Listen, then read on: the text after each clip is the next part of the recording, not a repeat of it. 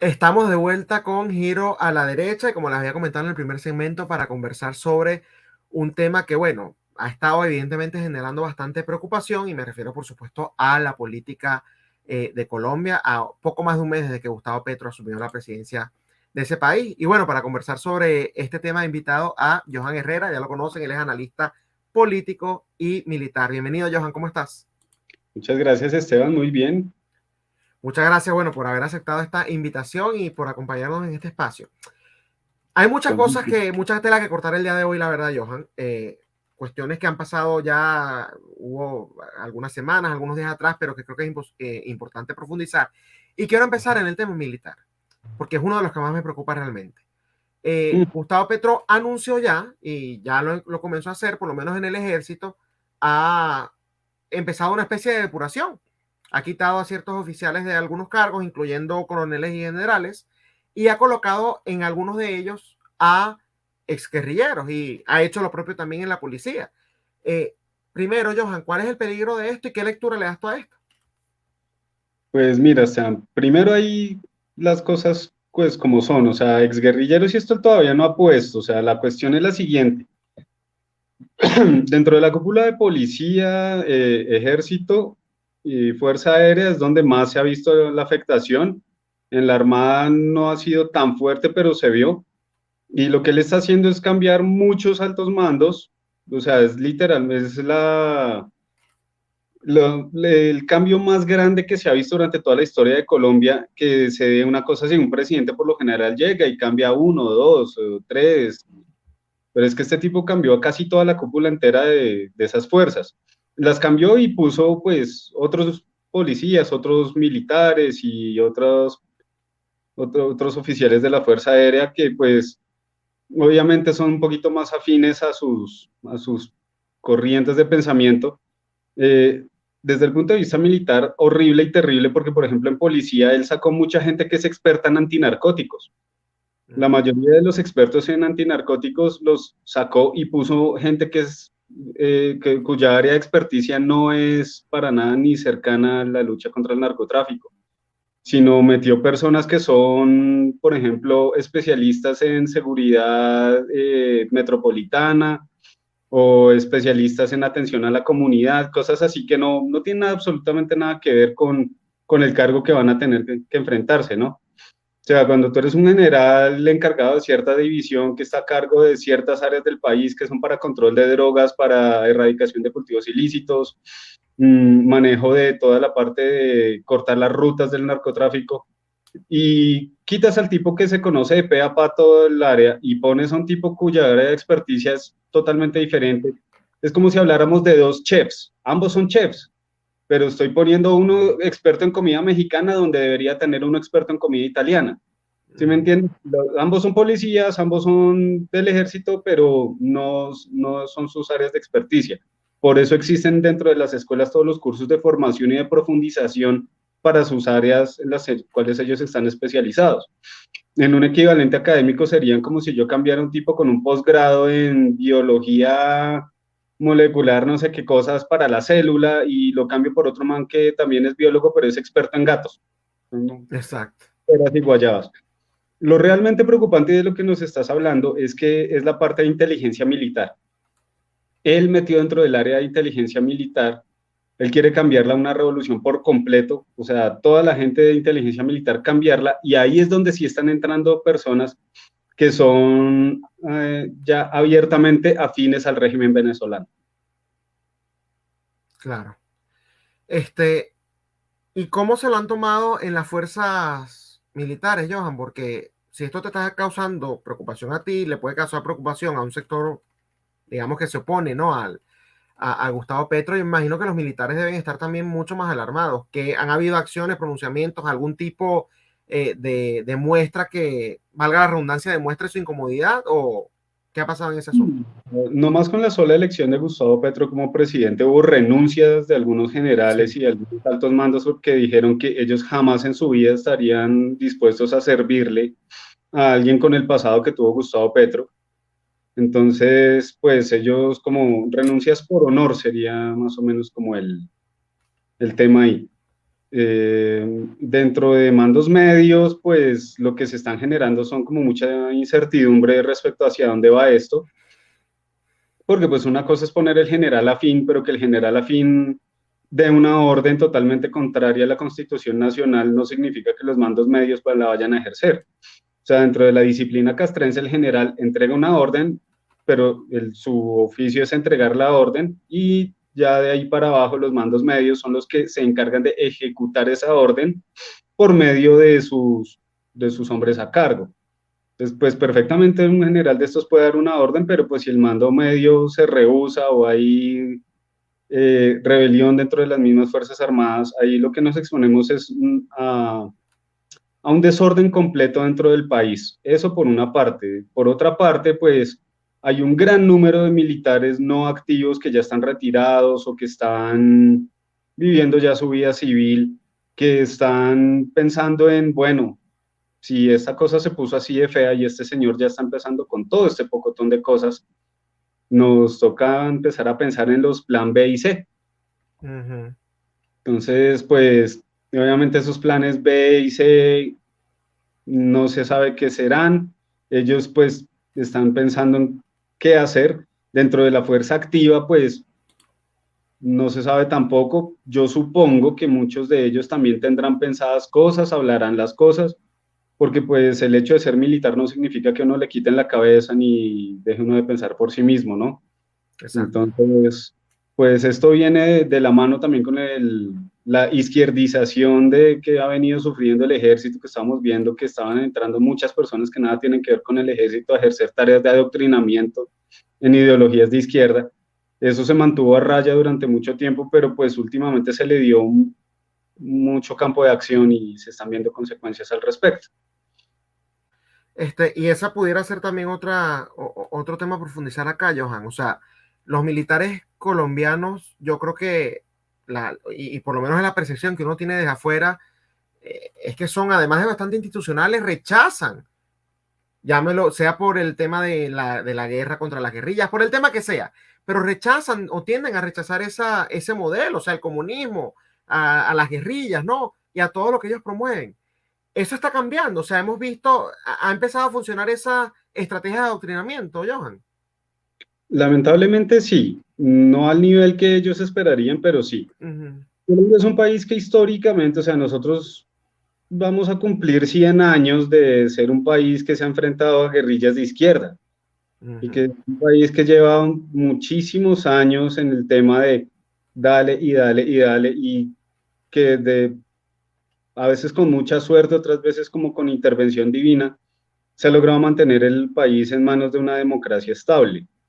El problema grave empieza a ser pues cuando se ve, es el típico plan de libro de siempre, que es de todas las izquierdas que hemos visto, que es tomar a las fuerzas militares. En Colombia no se ha logrado tanto, pero se ha logrado cierto avance en ese tétrico sentido. Entonces, pues, como dice el cuento, amanecerá y veremos, ¿no? A ver qué Sí. sucede. O sea, todo ahorita está muy en vilo. Falta ver que estas personas, qué van a hacer, qué piensan. Mm, también es cierto que, pues, muchas veces, desde soldados rasos, mandos medios, ellos mismos tienen que enfrentarse en el campo de batalla a los guerrilleros y ellos también son bastante desconfiados de los políticos en muchas cosas. Por ejemplo, te pongo un ejemplo.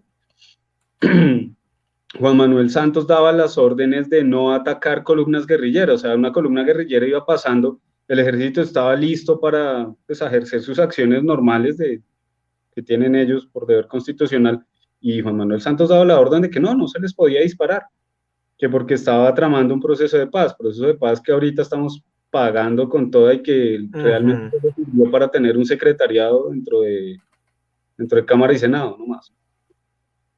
Entonces, pues vamos a ver, como dice el cuento. Sí, no, no, y grave porque además apenas lo que tiene es un mes. Eso es lo que Mm, más me preocupa, ¿no? Pero sí, bueno, eso. además de esto me preocupan otras cosas, Johan. Y voy ahorita a entrar en el ámbito político.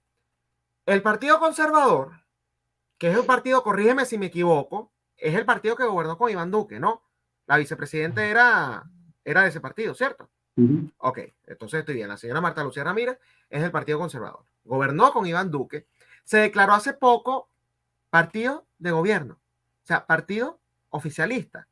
Ujú. ¿Cómo? Bueno, primero, ¿qué lectura le das tú a esto? ¿Cuáles son los motivos que los han llevado a ellos que supuestamente defienden el conservadurismo y en el mismo comunicado ellos hablan de que sus principios son propiedad privada, X, Y o Z, ¿no? Todo muy de derecha.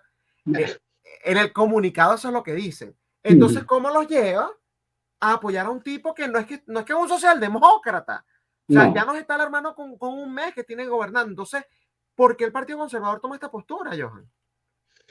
Mira, Seban, o sea, la gente en Colombia en serio a veces no sabe en qué país vive. O sea, el partido puede llamarse conservador, de ahí a que Uh -huh. ejerza como tal, hay eones. O sea, no es un partido conservador para absolutamente nada. El partido conservador realmente durante mucho tiempo era un partido más teocrático católico. Ese era el Uh oficio del -huh. partido conservador, no más. Era un partido muy así. Obviamente con la caída que tuvo el Partido Conservador durante los años 90, que pasó casi a ser irrelevante, donde el Partido Liberal fue a ganar muchos escaños. Todo eso. Eh, Hombre, ellos lo único que están haciendo es ajustarse a su nueva realidad política y pues como buenos vendidos y buenos lamebotas y buenas ratas que están buscando su queso, hacen lo que les toque, con tal de que les toquen sus contraticos, con tal de que les toque su dinerito, que en última refleja exactamente lo que es Gustavo Petro, que ellos todo el mundo dice, el cambio, ¿cuál cambio? Y exactamente Ajá. lo mismo, lo primero que hizo fue aliarse con Benedetti, una rata política que Uh -huh. en Colombia sabemos la calaña de Benedetti, que de hecho Benedetti ahorita está embajador en Venezuela, con Roy Barreras, que Roy Barreras es otra rata, Ajá. estas de una calaña, pero horrible, o sea, Roy Barreras es el tipo de rata que de haber estado en la Edad Media es la rata a la que podemos culpar de la peste negra, ¿sí? Esa fue la que transmitió la peste negra, sí, de rata. El tipo ya es, o sea, son tipos de un corrupto y de un nivel ya de corrupción y de ser ratas y ladrones y marrulleros de un nivel extremo.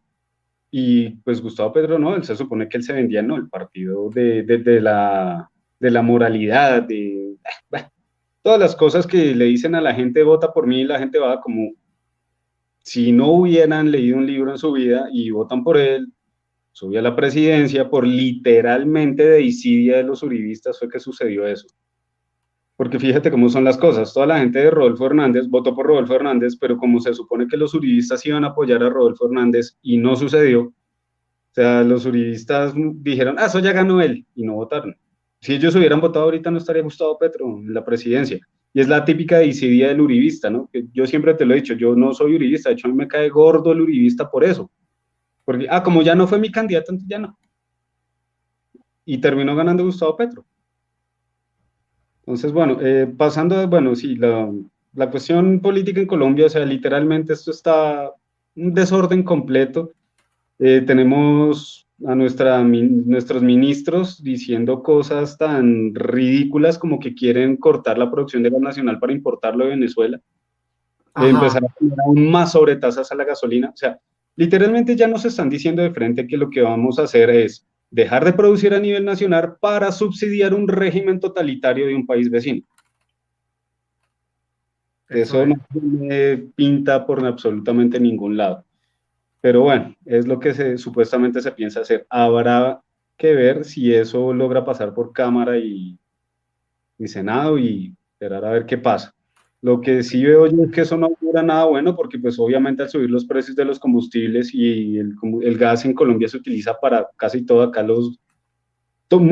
casi todos los hogares colombianos utilizan gas natural para cocinar o para el calentador del agua, para muchas cosas. Entonces, eso significaría que el precio, básicamente el estudio que se hizo se quintuplica el precio, trayéndolo de Venezuela. O sea, acá en Colombia estamos hablando de que el recibo del gas de un hogar promedio estrato 3 llega por unos 10.000 pesos, 15.000 pesos, estamos hablando.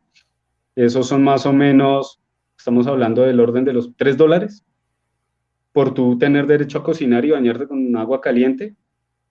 Y vamos a pasar más o menos de 3 a $30, eso ya estamos hablando de casi 100.000 y alguito pesos colombianos, Estamos viendo obviamente la cola de evaluación que la gente dice, pero es que eso viene desde el gobierno Duque. Sí, hay una Ajá. evaluación que es la evaluación COVID, que todo el planeta la está sufriendo, no es sino mirar los precios en Estados Unidos. Ujú. Absolutamente todo el planeta está sufriendo la inflación COVID. ¿Cuál es la diferencia? Una cosa es una inflación COVID y otra cosa también es sumar la inflación COVID a la inflación que se presenta cuando hay inestabilidad en los mercados, que se debe a la inestabilidad que genera una figura política en un país.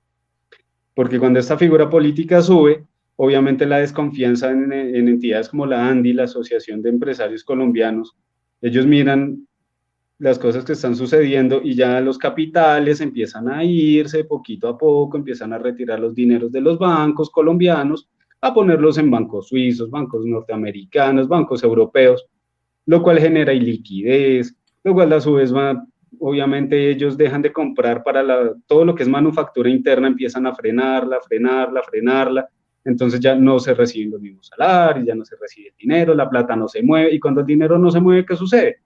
Ujú. Inflación. O sea, la inflación no solamente es monodimensional, la inflación es multidimensional, es un fenómeno multidimensional, no tiene que ver solamente con que cuánto dinero yo imprimo.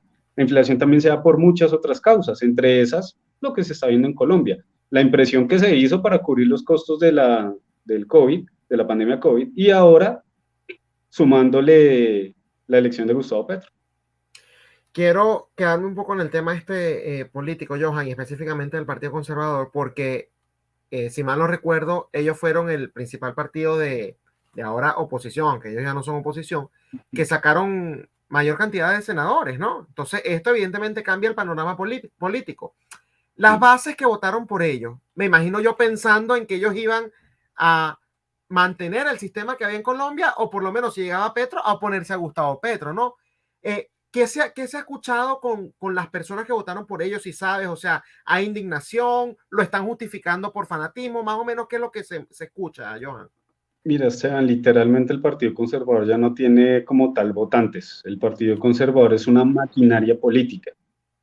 Los cargos y la mayoría de las cosas que ellos logran es por el uso de maquinaria política, que ha sido uno de los eternos problemas de Colombia, las maquinarias políticas, que es de las cosas que corrompe mucho la democracia. O sea, ya es Sí, el coger los partidismos. Muchas de las personas que votan ni siquiera votan porque sean conservadoras, es lo que te digo, eso ya está prácticamente muerto. Muchos de ellos votan es porque, ay, me están ofreciendo regalarme tejas para la casa, me van a dar 2 tamales y un plato de lechona, me van a dar 50.000 pesos y 2 cervezas. Y ahí es donde se ve el uso de las maquinarias políticas, porque tristemente también por ley, como acá en Colombia, los partidos que tienen ciertos, ellos pasan de un threshold, ¿cómo se llama esta cosa? De un umbral de voto, el Estado les devuelve y les da dinero, y ese dinero se usa para comprar más votos, etcétera. Entonces claro. lo que está haciendo el Estado es autopatrocinar la propia corrupción y la propia destrucción de su institución democrática. Entonces, pues, tristemente, eso no debería suceder. ¿Por qué el Estado tiene que reembolsarle algo a algún partido político? Se supone que un partido político debe ser autosustentable, primero, pues porque Ajá. tiene seguidores y como tal esos seguidores, pues, se mantendrá a punta de donaciones, etcétera. Las campañas ya ni siquiera requieren tanto dinero como antes, o sea, tú con campañas por redes sociales y marketing de guerrilla logras mucho más que las típicas pancartas y estar por fuera y la cuña radial y todo. Eso ya ni siquiera, eso es para los abuelitos. Hoy día hay Exacto. gente que logra unas campañas políticas supremamente exitosas con una inversión extremadamente baja de dinero. Rodolfo Hernández es un ejemplo. Exactamente. Ahí tienen un ejemplo claro. No, y eso de las maquinarias, eso del Estado, sucede acá incluso en los Estados Unidos también. O sea, esa misma Sí. gracia. Entonces, y yo estoy totalmente de acuerdo contigo. O sea, ¿cuál es Fíjate lo que la pasa en los Estados lógica? Unidos. Genera los políticos de carrera, ¿no? Como Joe Biden. Exactamente. Y ahí tenemos el ejemplo de que es un político de carrera. Joe Biden es un tipo que jamás en su vida ha trabajado de verdad. Toda su vida ha trabajado Exacto. por el Estado. Y cuando va uno a ver cuando un tipo de esos va a ejercer, pues es que es un tipo que jamás se ha enfrentado a un mercado laboral, jamás se ha enfrentado a tener que trabajar realmente, sino Exacto. tiene 50 ayudantes pagados por el Estado que escriben cosas y yo salgo en cámaras y es político profesional. Esa posición no debería ser, no debería ni existir. O sea, se debería hacer cualquiera que quiera prestar un servicio al Estado, pues préstelo, pero no porque quiero entrar solo por el tema del dinero, sino pues porque deseo prestar como tal un servicio a mi país, que es servir dentro de la rama, ya sea no judicial, sino ejecutiva del país o dentro de la rama legislativa siendo un senador o algo por el estilo. Pero pues tristemente es lo que estamos viendo, ¿no? La prostitución de la democracia, que empezó siendo una Es, institución. Las repúblicas democráticas literalmente son la institución que ha permitido la única transición de poder pacífico en su gran mayoría en todos los países, porque antes durante monarquías y todo esto, si no había una transición tranquila, eran años de guerra civil y muera gente. La democracia cambió eso, la democracia logró llevar la industrialización a niveles muy superiores a los que pudieron hacer todos los otros regímenes anteriores. La industrialización llevó a una calidad de vida impresionante, a sacar un montón de gente de la pobreza. Recordemos que antes de la existencia de la República Democrática, la inmensa mayoría de la gente era pobre, o sea, ujú, más o menos el 98% de la población mundial era gente pobre, y sí, lo que hoy día, si tú le aplicas los temas de pobreza multidimensional, estamos hablando de por debajo de la pobreza extrema. Estamos hablando de que tú sobrevives porque tienes una gallina y en el momento en el que te tocó comértela, sal a recoger setas al bosque y a cazar lo que se atravesó y comérselo. es así. Hay otro tema, Johan, que creo que es importante tocar y ese sí es más reciente. Y es que, bueno, despreocúpate porque ya se va a acabar ahora sí la guerra en Colombia, porque van a un nuevo tratado de paz con el ELN y además moderado por Nicolás Maduro. O Claro. sea, la tienen allí completa, ¿no? El paquete completo. Y en Cuba. Entonces, Hmm. la negociación en Cuba, Maduro de moderador, ¿no? De mediador y un nuevo tratado de paz como el que ya le salió bastante, bastante chévere, ¿no? Con la Vamos a FARC. ver cuánto sube el IVA, porque si la última vez fue el 19%, entonces ahora el IVA en cuánto va a quedar, ¿no? Entonces va a ser que el 30, el 40, para que se desmovilicen 1000 tipos y ya, y los otros vuelvan a las andadas. Pero todo en favor de la paz, Johan. O sea, no seas tan radical, ¿vale? No, sí, sí, sí. Bueno, No, ¿qué es que en piensas Colombia hay de paz, esto? en Colombia hay paz. ¿Cómo? Mira, paz, paz, paz, paz, paz, paz, Paz, paz. De paz, esa paz, paz paz, es sí. que hay. Sí. Sí, ¿Qué piensas de esto y cómo se lo ha tomado la gente? Porque ya ni siquiera están disimulando. O sea, Nicolás Maduro de mediador en esto. mira, hermano, o sea, toda la gente que come petrismo va a decir exactamente lo mismo, lo que tú decías ahorita. Pero es que es por la paz, hay que lograr la paz al precio que sea, porque al fin vamos a vivir en paz. Cojamos el cassette, rewind y retrocedemos unos años. ¿Qué estaba diciendo cuando hubo el referendo que convocó Ajá, Juan Manuel Santos? Que por cierto perdió y él actuó inconstitucionalmente y aún así siguió. ajá, Mm, ¿Qué pasó? ¿Dónde está la paz? ¿Dónde está la paz de Santos? O sea, literalmente las FARC se convirtió en 3 FARC diferentes y un partido político. Pero ¿en dónde está realmente la paz? O sea, el campesino siguen recibiendo balazos, se sigue produciendo drogas, se sigue sacando gente de las comunidades indígenas y convirtiéndolos en combatientes forzados. ¿Dónde está la paz? Entonces, bueno, invertimos todo ese montón de plata, de esfuerzo y sacrificamos básicamente la economía colombiana que crecía a un ritmo sostenible. Le pusimos el freno a la economía, tenemos el mismo país de hace 10 años. ¿Para qué? O sea, ¿dónde están realmente los logros? Sí que hay muchos desmovilizados. También se estaban desmovilizando antes con el programa de guerrillero Desmovilízate, tu familia te espera. Eso fue una campaña enorme en Colombia que desmovilizó más o menos como unos 4.000, 5.000 combatientes, ujú. que son básicamente similar a las cifras que logró el supuesto Tratado de Paz de Santos, que de esos vemos que muchos volvieron otra vez a ser combatientes. Hubo querellas entre ellos mismos, dentro de los que se desmovilizaron, ellos mismos mataron otro montón. Entonces, ¿dónde está la paz? Sí. ¿Cuál paz? De hecho, o sea, ¿Y qué argumento utilizan en estos momentos? Porque, Johan, fíjate que durante la campaña Gustavo Petro, o sea, se deslindó por completo de la tiranía venezolana. Yo no tengo nada que ver con Nicolás Maduro. Y los petristas te decían, es que no es lo mismo, Maduro es un dictador, esto, aquello. Pero ya el acercamiento se está viendo. ¿Qué nada. argumentos están utilizando, Johan? Porque a mí eso me llama la atención.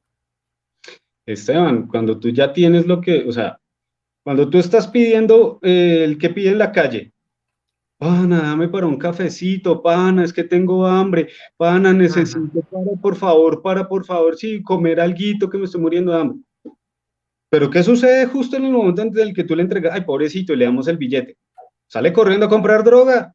¿Qué pasó? Mm, Sale corriendo ya. Y ahí no importa lo que tú le digas, no, pero no era para droga, era para un café. Me importa ya. Es exactamente lo mismo. O sea, cuando ya se logró el objetivo, ¿qué necesidad hay de ocultar o de pensar en otras cosas? O sea, literalmente nosotros estamos viendo, mira, el tema con esta señora Francia Márquez, por ejemplo, llamar astróloga a esa señorita que está en la NASA ajá. ahorita, es estar tan desconectado. Eso y muchas otras cosas que le han pasado tristemente a esta señora Márquez han demostrado que ella es una muy buena lectora de libretos. Ella por un tiempo la gente pensó que era una mujer inteligente, puesta en su sitio, muy educada. Y resultó ser que es muy buena leyendo libretos. No digo que sea tonta, ni mucho menos, simplemente estoy diciendo que no es la persona que se pensó que era. Lo mismo, mira, este es el momento en el que solo cuando él anunció sus alianzas con Roy Barreras y con Benedetti, muchísimos de los que votaron por Petro dijeron, ¿y qué pasó, doctor Petro? Pero si yo voté por usted porque era el cambio. Que ahí en ese punto, todos los que estuvimos diciéndole a esa gente, les dijimos, pero es que se les dijo, o sea, ¿ustedes qué esperaban? O sea, literalmente es como, voy a comprar este cocodrilo para tenerlo como mascota. El veterinario me dijo que no era bueno tener un cocodrilo como mascota porque puede que me muerda, pero igual yo compro el cocodrilo porque pobrecito, no quiero que quede afuera sin adoptar. Y después cuando te arranca una pierna, ay, pero ¿por qué? Ay, ¿por qué el cocodrilo me mordió la pierna? ¿Por que estamos jugando? O sea, literalmente la gente se está extrañando de que un tipo con ínfulas de Mesías, porque el tipo tiene un ego de aquí a, o sea, el ego le llegaría de aquí a Pekín si China permitiera importaciones. Entonces, pues, supongo que le tocará que le llegue hasta Kuala Lumpur porque solo a usted le puede llegar el ego. El tipo es un egocéntrico horrible. Mucha de la gente que ha trabajado con Gustavo Petro lo ha dicho. El tipo es, yo digo que las cosas se hacen de esta forma. Pero, señor Petro, que hay estudios, que hay esto, que hay aquello. No, se hace como yo quiero porque yo soy San Gustavo. Bueno, ahora vamos a ver. A mí lo dicho, yo quiero terminar. A mí lo que haga el tipo durante su presidencia, eso es como cuando el perro ya se le subieron las pulgas. Ya dejémoslo que lo piquen mientras le ponemos el collar antipulgas. Porque, ¿qué más? Ahí toca ver si el tipo entrega democráticamente el poder dentro de los 4 años que se vienen. Esa es la pregunta real de todo esto, si el tipo entrega o no entrega el poder democráticamente en este tiempo. Es la pregunta real que viene. Vamos a ver, y vamos a ver si la gente abre los ojos, despierta y es capaz de entender cosas como que, por ejemplo, si ahorita se empiezan a desaparecer todas las reservas internacionales de Colombia y empiezan a aparecer sopo 200.000 programas sociales más, a ver si la gente llega a tener dos dedos de frente y se da cuenta de que no es que estemos viviendo en la prosperidad enorme que nos pintan, sino que simplemente es como llegar al colegio y empezar a comerse la lonchera desde las 7 para que cuando lleguen las 9 ya no tengamos nada. Exacto. Eso es lo que va a pasar. O sea, es tan simple como esto. Es que yo no entiendo por qué la gente debería simplemente mirar espejitos, leer dos poquitos, ¿no? Y enterarse de cómo funcionan las cosas. Correa, en Ecuador. Correa es el mejor ejemplo que yo puedo dar de esto. Los ecuatorianos vivieron engañados con Correa durante muchísimos años porque veían aparecer carreteras nuevas de la nada y proyectos de infraestructura espectaculares de la nada. Los impuestos mantenían más o menos bien todo el mundo. No, este tipo es un genio económico. Ujú. ¿Qué tipo tan bueno? Un as de la economía, ¿no? Un as completo de la economía. ¿Y qué pasó cuando subió Lenin? Que de hecho el tipo es de izquierda, una izquierda igual de recalcitrante, pero el tipo Era su afortunadamente, vicepresidente, por favor. el tipo por lo menos, es más patriota que zurdo, por lo menos. Yo le Sí. apunto eso al tipo. Que el tipo se dio cuenta que, mierda, ¿cuál genio económico? Si lo que vendimos fue el país a China, tenemos una deuda estúpidamente impagable. Un céntimo más y aquí nos toca empezar a celebrar el Festival del Yulin y comer perro y si hay por ahí musulmanes, encarcelarlos en campos de concentración para poderlos a producir tenis Nike. Ajá. Para allá iba Ecuador, porque este tipo Lenín Moreno le tocó ponerle el freno de mano a todos los programas sociales y le tocó frenar absolutamente todo el gasto público por eso. Entonces, digo, si tenemos el espejo ahí, tenemos el de Evo Morales, por Dios bendito, que está ahí también, exactamente la misma cosa. Evo, pero miren Evo cómo ha solucionado las, pero es que Evo está sacando mucha gente por, miren todos los territorios que están entregando Evo. Miren todas las tierras que le va a entregar a los campesinos. La última vez, el último intento de Evo Morales por entregarle tierras a los campesinos significó el incendio más enorme del Amazonas, que todo el mundo le botó la culpa a Brasil. Pero, Ajá. pero las quemas de Brasil, o sea, son atroces, no deberían suceder. Realmente Brasil, alguien debería ponerle el tate quieto porque hey, es el Amazonas. Eso no se toca. Pero bueno, Brasil hace sus quemas. Todo el mundo le echó la culpa a Brasil, pero ¿en dónde empezó el incendio amazónico?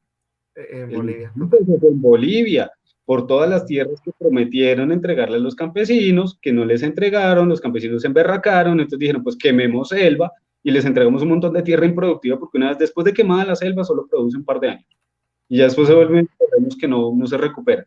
Todo el carbono y todo el nitrógeno que están en la selva están en los árboles y en los animales, no están en el suelo, como en las tierras cultivables. Pero felices, porque ya nos dieron tierritas. Te van a producir unos añitos y después vas a ser una persona totalmente dependiente de empresas como Monsanto, de vendedores de fertilizantes rusos, que es lo que aquí les encanta utilizar. En fin, es una cosa que uno realmente no entiende, Esteban. La gente parece que no viera. Es como si uno va, sale a la calle y ve que, pana, te cuento, el lunes atracaron a la vecina en la esquina. Pana, te cuento, el martes atracaron al vecino en la esquina. Pana, te cuento, miércoles también a otro vecino, jueves, viernes, tata. Y a mí el domingo se me ocurre la espectacular idea de ir y pararme en la misma esquina. Es ridículo, es estúpido, o sea, pero no aprendemos, ¿no? Y bien dicen que nadie aprende en pellejo ajeno, entonces pues parece que nos tocó ponernos la pijama llena de pulgas para que nos piquen, a ver si de pronto aprendemos. Exacto. Nadie aprende en socialismo ajeno tampoco. Yeah. Johan, y esto siempre te lo pregunto ya para ir finalizando, pero quiero ver si ahora me das luces, porque hace rato que no hablábamos. ¿Cómo queda articulada la derecha en Colombia, entendiendo como derecha, o la derecha que no es derecha, que se opone a Gustavo Petro, o la derecha que sí es derecha, que quizás esté agarrando fuerza? No lo sé, por eso te pregunto. ¿Hay una derecha radical, más radical agarrando fuerza, o es el centro democrático el que va a seguir capitalizando el tema de la oposición? ¿Qué me dices en esta materia? Mira, Sean, no podemos hablar en Colombia de derecha todavía. En Colombia estamos ojalá estuviéramos en pañales. Derecha como tal, como tú y yo la conocemos, que sabemos qué es derecha, que Sí. aquí realmente es lo mismo que se presenta en muchos países de Latinoamérica, que es un grupúsculo de gente que si tú estás 1 milímetro a la izquierda de Mises, eres un comunista zurdo, hijo de Lenin, que, o sea, lo mismo de siempre, que realmente no sirve para un carrizo.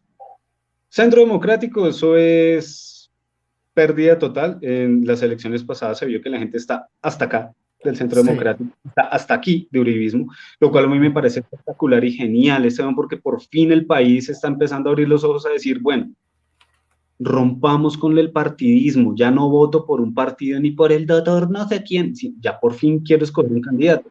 Tristemente se subió este señor Hernández al tercer escaño, como llamémoslo como la tercera vía, que se subió este señor Hernández, que el tipo realmente no, tampoco es santo de mi agrado, el tipo Sí. es una cosa ahí, es como cuando te toca escoger entre, bueno, ¿qué bollo de popó me tengo que comer? Bueno, Exacto. este apesta un poquito menos y pues me tocó. Eso era Rodolfo Hernández. Pero bueno, por lo menos eso demuestra un cambio. Demuestra que la gente está lista para votar por una tercera opción que no sea partidista ni sean las de siempre. Que la gente está abierta a escuchar propuestas. ¿Qué es lo que deberíamos hacer? Capitalizar.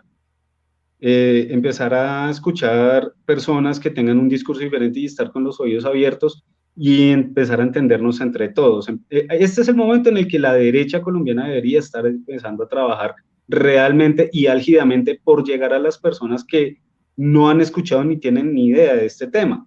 Ese es el problema, que aquí están más ocupados en que es que yo sí soy verdadero anarcocapitalista, caballero del zodiaco, no hay que. Y el otro dice, Ajá. no, porque es que yo soy minarquista. No, hermano, no. Mire, agárrense, después de que el pastel sea nuestro, ahí sí agárrense por las fresas del pastel. Antes no.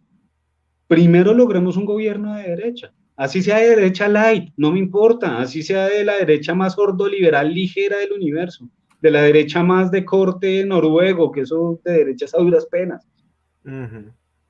Así sea algo así, pero logremos algo. Pues estamos agarrados sin siquiera haber logrado una alcaldía. Exacto. Que No, eso no, es lo más triste. no se ha logrado ni siquiera una alcaldía para que por lo menos el man diga, pero mire, es que por allá en Ixmina Chocó se logró subir un tipo de derecha, pero vea que el tipo por lo menos logró pavimentar, logró hacer, logró esto, vea que hay empresas interesadas en ir allá, vea que, ¿y por qué pasó eso? ¿Por qué las empresas quieren ir allá? ¿Por qué se está generando empleo? ¿Por qué está saliendo la gente pobre? Pues porque sabemos que la joda funciona. Hombre, los Reaganomics en los 80s convirtieron a los Estados Unidos en literalmente la superpotencia que es ahora. Trump, el gobierno de Trump, la gente podrá hablar muchas cosas de Donald Trump, pero jamás se podrán quejar de cómo el tipo manejó la economía gringa, porque eso sí, ¿para qué? El tipo rompió las cifras de Reagan. Entonces, Sí. digan lo que quieran, pero a mí no me importa el tipo que esté arriba, si le gusta subir con un taparrabo y un pene de caucho acá. A mí qué me interesa, desde que el tipo me está entregando un país que funciona a las mil maravillas, donde yo como persona puedo crecer por mi propio esfuerzo, maravilloso. ¿Qué es lo que aún no entendemos? Tenemos que dejar de ser pasionales y empezar a ser racionales. Un ejercicio difícil para un latinoamericano, que nosotros somos de sangre caliente, pero es lo que hay que hacer. Es así, es así. Bueno, de verdad que te agradezco 1.000.000, Johan, por haberme acompañado hoy en Giro a la Derecha. Muchas gracias. Un abrazo, Esteban. Mil gracias por invitarme. Bueno, era Johan Herrera, analista político y militar, comentándonos sobre el panorama, ¿no? Y el contexto que se vive actualmente en Colombia, que es bastante alarmante, y también haciendo un llamado de atención a, como lo escucharon, la derecha, que realmente se una y empiece a capitalizar este descontento que hay y esta sed por una tercera vía que existe en Colombia actualmente. Esto ha sido todo por hoy en Giro a la Derecha con Esteban Hernández, pero nos vemos nuevamente mañana a esta misma hora y por esta misma plataforma, que es Contrapoder 3.0, el canal de la derecha en YouTube.